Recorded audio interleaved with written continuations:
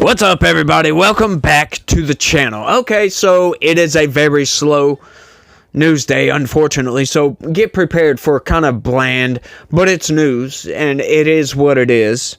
And it's another win for the Trump administration, just another tick in the box on making Trump the best president in my lifetime so far, right? We can all agree to that. I know some of you don't agree to that, but check this out.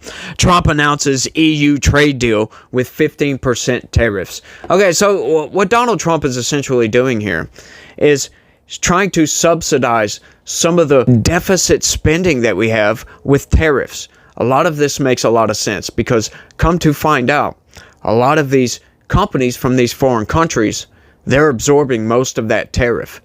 The inflation numbers prove that outright. You know, we were told by Lawrence O'Donnell time and time and time again, as a matter of fact, day after day after day after day. The only people who pay the Trump tariffs, which do indeed end up in the United States Treasury, are the only people who can contribute to the United States Treasury. The people of the United States of America. If Donald Trump puts a tariff on televisions made in China or South Korea, when they arrive at the port of entry of this country, that tariff is not paid by anyone in China or any foreign country. That tariff will be paid literally at the dock. But, you know, I've proven time and time and time again that that's just a lie. It's not true. He has nothing to back up that assertion at all. I tend to bring the facts with me, so it is what it is. Check this out, y'all. President Donald Trump announced Sunday that the U.S. reached a trade deal with the European Union following pivotal discussions with European Commission President Ursula von der Leyen. I guess that's how you pronounce it. I'm sorry if I didn't pronounce it right. Days before the August 1st tariff deadline. Trump said that the deal imposes a 15% tariff on most European goods to the U.S., including cars. The rate is lower than the 30% rate he had previously threatened against the United States' largest trading partner, but higher than the 10% baseline tariffs the EU was hoping for. Trump said that the 27-member bloc also agreed to purchase $750 billion worth of U.S. energy and invest an additional $600 billion worth of investments into the U.S. above current levels. This is massive, y'all. This is very, very massive. Another large injection of foreign money into our economy, folks. Donald Trump is boosting the economy. If the economy does not expand and explode from all of this, we're doing something wrong, y'all. We are absolutely doing something wrong. He said the bloc would also be purchasing hundreds of billions of dollars worth of military equipment, but did not provide a specific dollar amount. It's a very powerful deal. It's a very big deal. It's the biggest of all deals, Trump said alongside von der Leyen.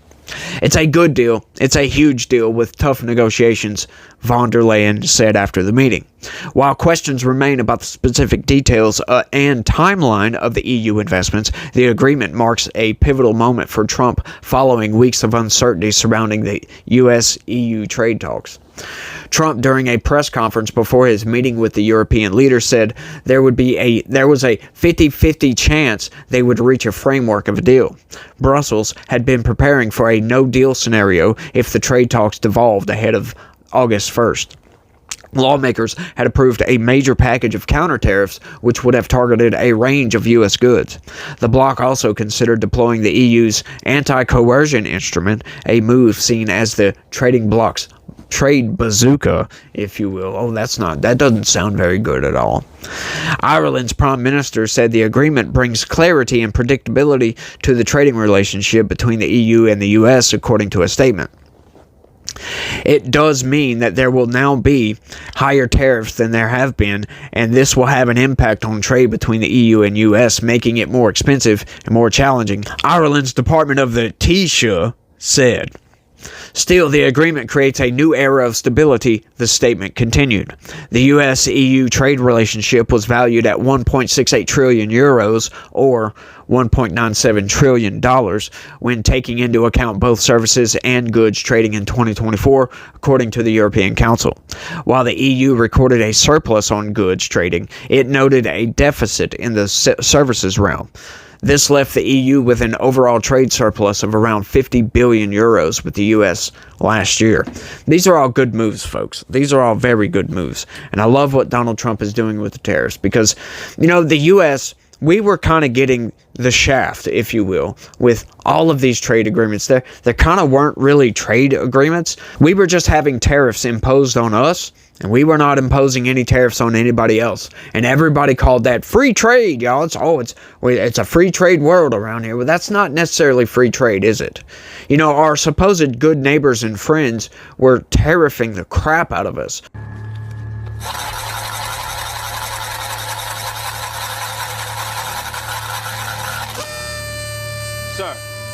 Right? They weren't like hundreds of percent tariffs.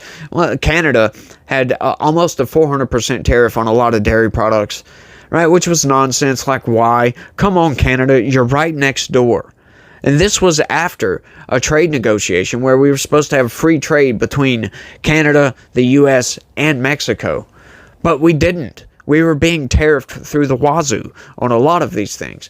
And Donald Trump said, screw this, we're not doing this anymore. Right? I read another article.